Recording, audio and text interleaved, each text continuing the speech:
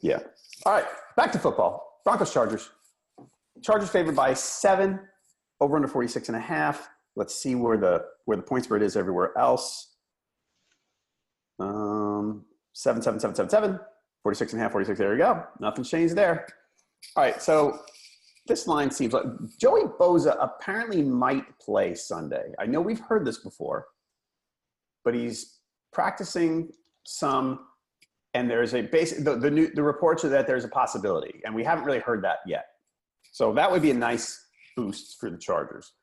Otherwise, this line seems low to me. The Broncos, they're 1-3 on the road. They had a bad loss to the Jets. They beat the Cardinals, so they killed the Cardinals. They lost at Kansas City by 7, and they made it. It was a 10-point game. They made it 7 with a late field goal before an onside kick. There's another bad loss somewhere. Like they get crushed by somebody. I don't know. This line seems low to me. I mean, 7. I see 7 points. I see a really good team on one side and a below-average team on the other, and the really good teams at home. And I know there's not much of a home field advantage, but I really like the Chargers here. This is probably the game that you're talking about where you can't believe that I'm going with the Broncos. Pick the Broncos, even with 7. It's funny. I was doing my research last night. I actually went on to NFLPickWatch.com and briefly changed my pick. Then I changed it back because I didn't want to give in to the power of John's suggestion.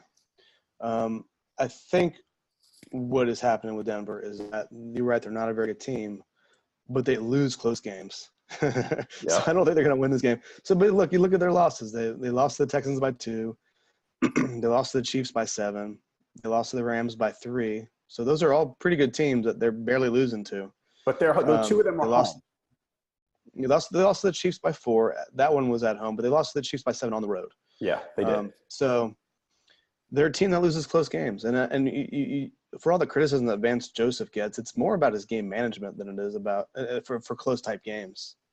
That's one of the biggest concerns with Vance Joseph. So maybe that argument's a little thin, but I don't know. The Chargers are decent, but they're not great against the spread. I think they're 5-4 maybe against the spread. So it's not like they're always covering the spread. I don't know. I mean, I could see what you're saying. But at 7, I don't know. 7's a little too much. I think the Broncos can cover 7. Okay. I mean, I don't think it's insane. I don't think it's like drastically low. I think maybe if it was 6 or 5.5, I feel better about going to LA. But at 7, I like Denver here. I want to see. But I assume that everybody disagrees with me because the argument that you're making is a good one. So the Chargers are 5-4 against the spread, 3-1 at home against the spread. Broncos are 3-5-1 against the spread, 2-2 on the road against the spread. So I wonder how much of those games they're supposed to win. How much the spread favored them in those games? Like they were the favorites to win and they didn't. The Broncos? How many times would they be favored, do you think? Seriously. Probably early in the season they were favored quite a bit, I would imagine. Yeah. Okay. So let me look at that. Let me see who they played early in the season. Maybe on the road against the Jets they were favored. I could see that. They're probably favored against – I mean, they're certainly favored against the Raiders, and they won by 1 point there, so that's probably one right there. Against the Seahawks the first week they might have been, but I don't remember. We could check that on PickWatch. But they won that game anyways. So and they had the bad loss at Baltimore, too. I mean, 27-14, but they were getting thumped kind of early. All right. So, yeah, we disagree on this one. Right now, 69% of the experts are on the Chargers, giving the points, 70% of the fans. I feel like there are more 70, high 60s, 70% agreements this week than most weeks. It's weird. Which is weird because we're talking about how kind of close these games are and how there's a lot of good sneaky games. Over under, by the way, 46.5. 6 of the Broncos last 8 are under. 4 of the Chargers last 5 are under.